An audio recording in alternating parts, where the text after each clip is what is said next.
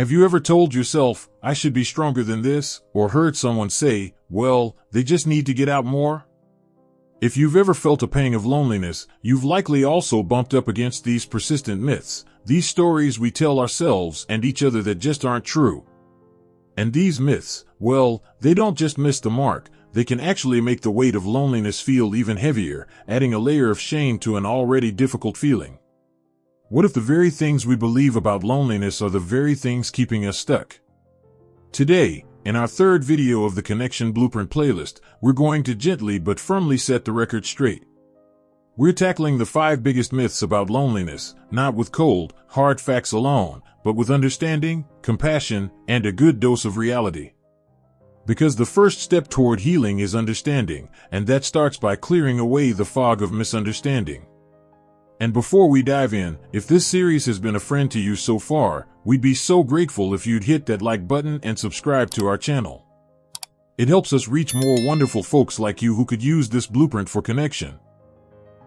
Let's start with perhaps the most damaging myth of all, the idea that loneliness is a choice. We've all heard it, maybe even whispered it to ourselves in a quiet moment. If I just made more of an effort, I wouldn't feel this way. But let me tell you about my friend, Arthur. Arthur is 82, a retired history teacher who's lived in the same house for 50 years. He's a kind man, a voracious reader, and he knows more about the Civil War than anyone I've ever met. After his wife, Helen, passed away, the house didn't just get quiet, it felt like the world itself had turned down the volume. His children live across the country, and his old friends from the school have, as he says, scattered to the winds. Now, is Arthur choosing to be lonely? Absolutely not. He's navigating the profound and deeply personal landscape of loss, of changing social circles, of a world that sometimes seems to have sped up and left him behind.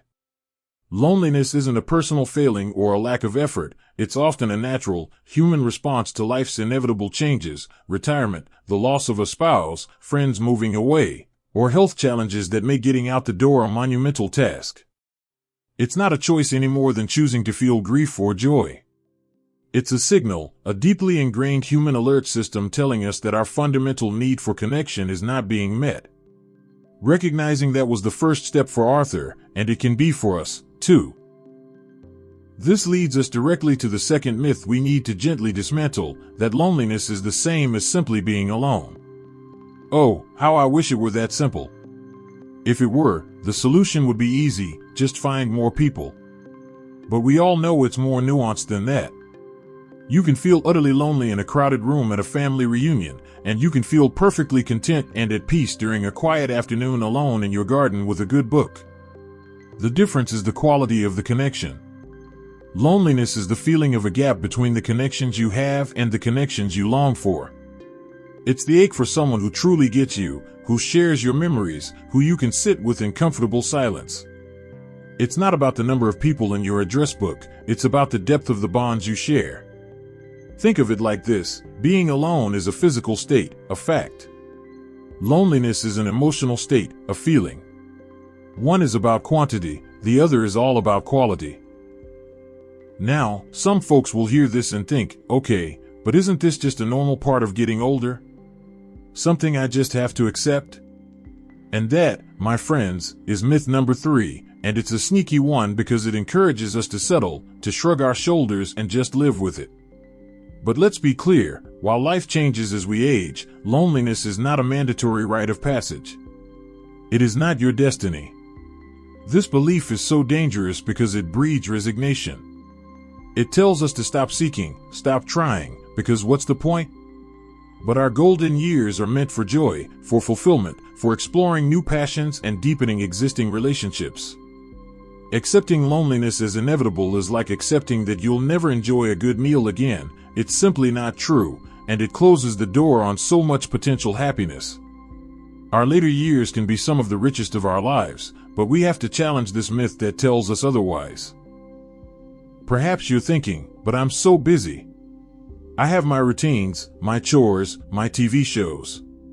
How can I be lonely if I'm never still? Myth number 4, that staying busy is the same as staying connected. This is one I see all the time.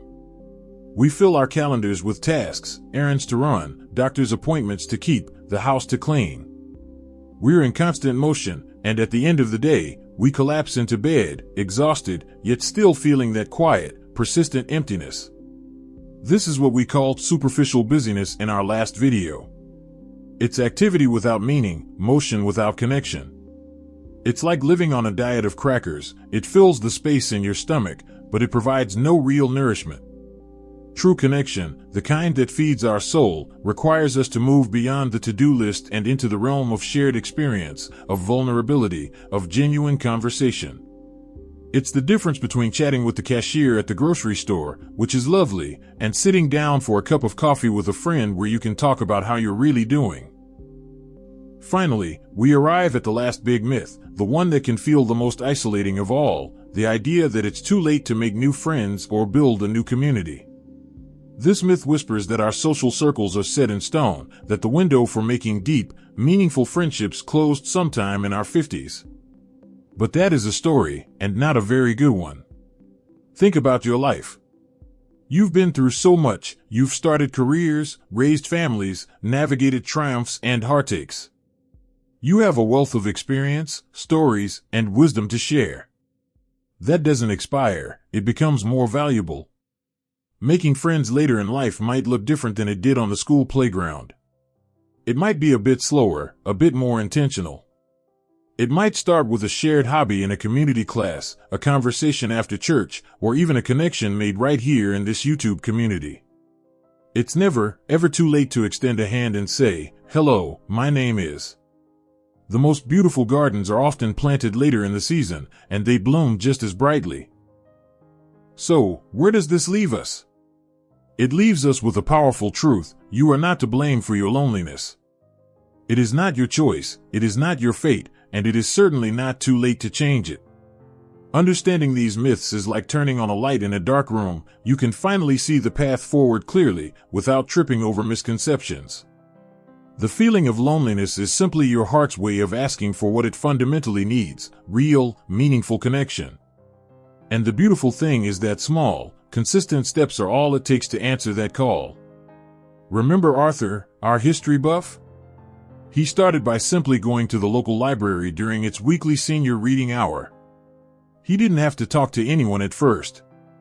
He just went. After a few weeks, he found himself in a conversation with another gentleman about a book on World War II. That conversation led to a cup of coffee, which led to them now meeting every Tuesday. A small step, a huge change. Your journey is your own, but you don't have to walk it alone. We would be so honored to hear your stories in the comments below. Have you ever believed one of these myths?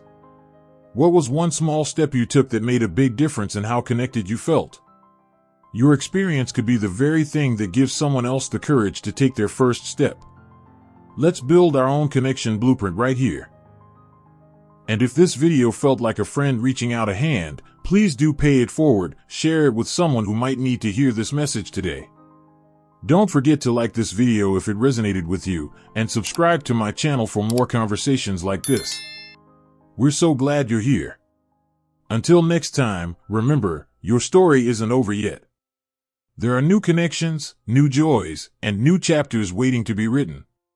Here's to living a vibrant, connected life at every age.